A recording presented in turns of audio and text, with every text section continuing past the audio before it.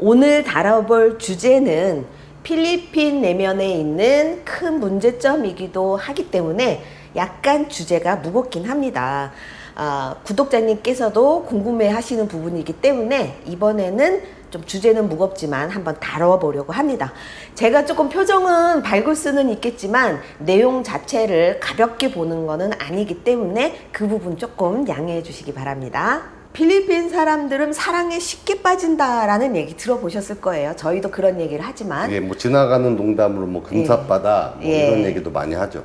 젊은 나이에 사랑에 빠지는 거는 뭐 어디든 다 비슷한 현상이지만은 필리핀 같은 경우는 약간 다른 환경이 부합되기 때문에 한부모 가정이 좀 더 많은 게 아닌가 생각이 듭니다. 필리핀에 관심이 많은 분들이 갸우뚱하는 부분이 어쩜 이렇게 10대 때부터 임신을 하고 자녀를 출산하는지 그 부분에 대해서 궁금하신 분들이 많으실 텐데 많은 분들이 잘못 생각하시는 게 뭐 저도 처음에 그랬습니다. 이 성교육이 어렸을 때부터 좀 체계적으로 안 돼 있다라고 좀 많이 오해를 하십니다. 네, 그렇죠. 그럴 수 있어요. 필리핀 교육열이 떨어질 거다, 현저히 떨어질 거라 생각하지만 필리핀 부모님들의 교육열은 굉장히 높습니다. 학교에서도 뭐 안전교육부터 시작을 해가지고 성교육까지 해서요 계속 체계적으로 이루어지고 있는데 문제는 이 방과 후부터가 문제입니다. 맞습니다. 한국이라든가 일부 선진국들하고 확연하게 차이가 나거든요. 첫 번째는 담당을 하고 안에서 좀 잡아줘야 되는 엄마들이 바쁩니다. 이 지난편하고 조금 이어지죠. 남편들이 대부분 놀기를 좋아하고 쉬기 좋아하고 밖으로 많이 이렇게 다니고 엄마들은 가정까지 돌봐야 되고 일까지 하다 보니까 방과 후에 아이들까지 돌볼 시간이 없어요. 방과 후에는 무조건 프리타임이 돼버리는 거죠. 맞아요. 이게 바로 두 번째입니다. 첫 번째는 관리할 부모의 부재, 두 번째는 학생들이 방과 후에 할 일이 없어요. 그러다 보니까 그냥 나가서 노는 거예요. 밖에 뭐 남의 집에 가서 놀기도 하고 밖에 이렇게 산이 됐든 들이 됐든 바다가 됐든 그냥 막 놉니다. 그러다 보니까 좀 더 이 남녀 같이 어울리고 할 일이 없다 보니까 액티비티보다는 조금 더 이제 10대가 될수록 감성이 무르익을 수밖에 없는 환경이 돼요. 그 다음에 세 번째는 뭐냐면은 여기는 대체적으로 어둡습니다. 조금만 벗어나면은 골목 들어가면 깜깜하고 조금만 나가면은 이렇게 바다에 그냥 깜깜한 바다를 마주할 수도 있고 좀 어둡다 보니까 좀 더 보호해 줄 수 있고 또 남의 눈에 안 띄는 장소들이 너무 많다 보니까 환경적으로도 조금 좋지 않은 환경에 놓여 있습니다. 10대부터는 이성의 눈을 뜨기 시작하는 시기인데요. 그 나이에 제가 앞서 말씀드린 것처럼 여러 복합적인 원인들이 있다 보니까 미성숙한 상태에서 이런 문제점이 많이 발생하게 되는 것 같습니다. 여기까지 얘기를 하다 보면은 또 이렇게 생각하시는 분들 계실 거예요. 필리핀 사람들은 그러면은 자녀가 10대에 임신을 하거나 문제가 발생이 되거나 이런 거에 대해서 당연히 생각하나요? 이렇게 생각하실 분들도 계실 수가 있어요. 그렇지는 않습니다. 부모로서 자녀가 임신을 했다. 그러면은 그 부분도 굉장히 창피하고 주위 사람들한테 말하기에 조심스러운 일입니다.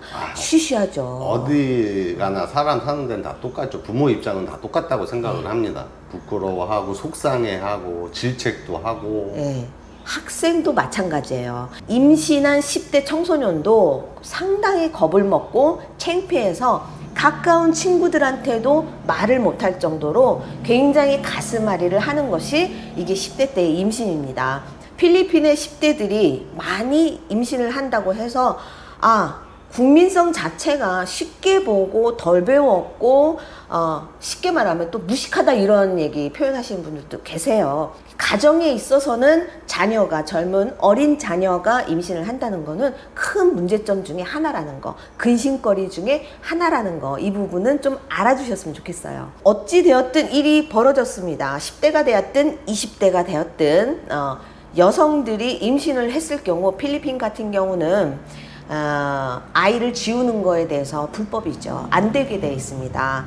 종교적으로 안 된다라는 것 뿐만이 아니라 우리나라도 얼마 전까지는 불법이었죠. 마찬가지로 필리핀에서도 불법입니다. 근데 종교적인 좀 의미가 강하죠. 그렇죠. 그 의미도 강하죠. 왜냐면은 많은 분들이 이 필리핀을 천주교 국가 이렇게 많이 말씀을 하시는데 네. 실질적으로 뭐 정부에서 우리나라는 천주교입니다라고 뭐 공표한 건 아니고 전 인구의 70에서 80% 이상이 천주교를 믿고 있기 때문에 자연스럽게 나는 천주교가 됐고 천주교를 많이 믿는 나라가 된 건데 이 천주교 자체에서는 피임이 안 되게 돼 있습니다. 그렇죠. 아무래도 좀 더 임신에 노출이 많이 되는 거고 네.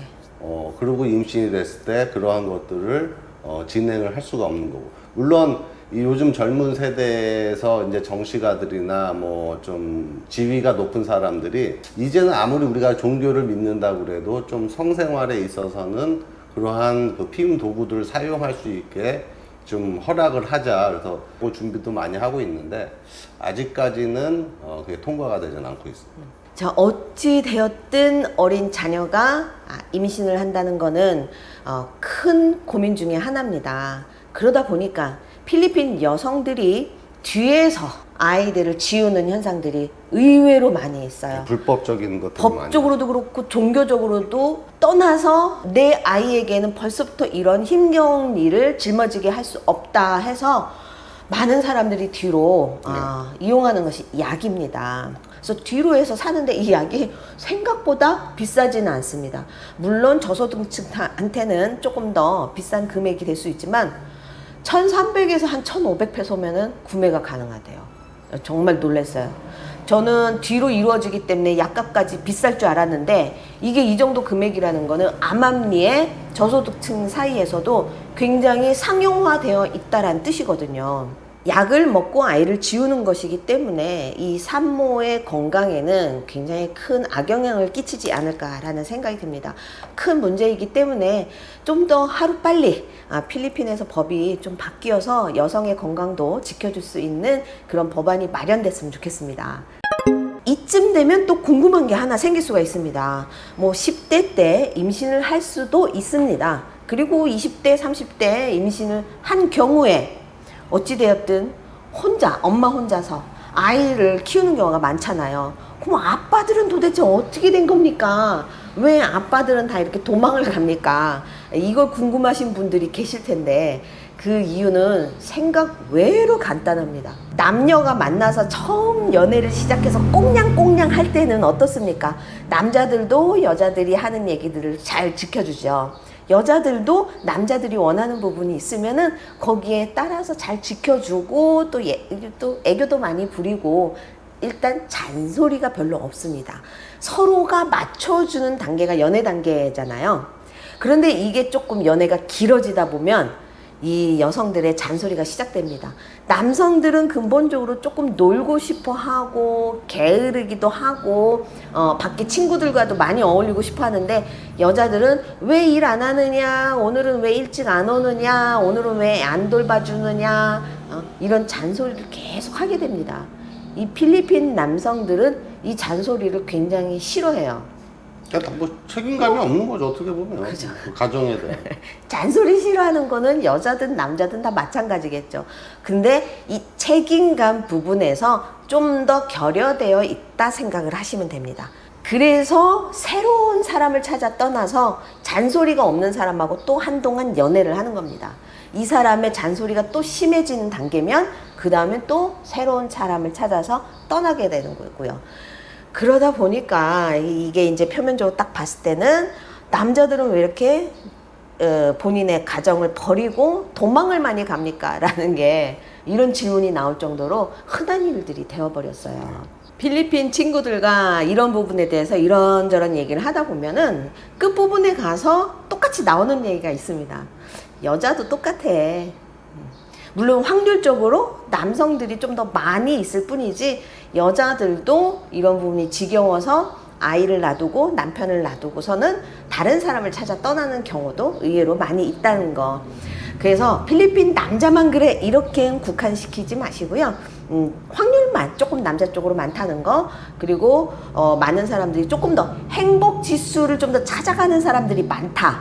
그러다 보니까 한부모 가정이 좀 더 많다라는 문제점이 발생하는 것 같습니다. 그렇다면은 정부에서는 한부모 가정을 위해서는 어떤 대책을 세우고 있나? 솔로 페어런트라고 해가지고 한부모 가정에 지원금을 주기 시작을 했습니다. 조금씩 이제 시작했죠. 예. 그래서 6개월에 한 번씩 줍니다. 그럼 1년에 2번을 주는 거죠. 얼마를 주냐? 3,000페소입니다. 그럼 1년으로 하면 6,000페소의 도움의 손길을 주는 거죠. 나라에서 지원해주는 지원금이 1년에 6,000페소인데, 조금. 한국 돈으로 치면은 한 8, 9만 원 정도 되겠네요. 그 정도. 1년에. 예. 택도 없죠. 열악한 환경에서 아이들을 학교를 보내고 지원을 하기에는 턱없이 금액인 건 맞습니다. 자, 아이들이 컸다고 해서 이 돈이 끊기지는 않습니다.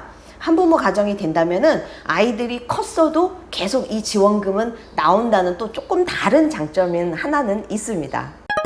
필리핀에는 한부모 가정이 유독 많습니다. 학교에서 교육이 이루어져도 이 방과 후에 가정에서 가족들이 얼마나 많이 도와줘야 되는가 이런 부분을 크게 느낄 수 있는 부분인 것 같습니다. 오늘 이야기는 조금 마음 한구석이 좀 찡하니 아픈 이야기였지만 궁금하신 분들께는 이래서 이렇구나 라고 이해할 수 있는 부분이 되었으면 좋겠습니다. 지금까지 세부에서 세부맘이었습니다.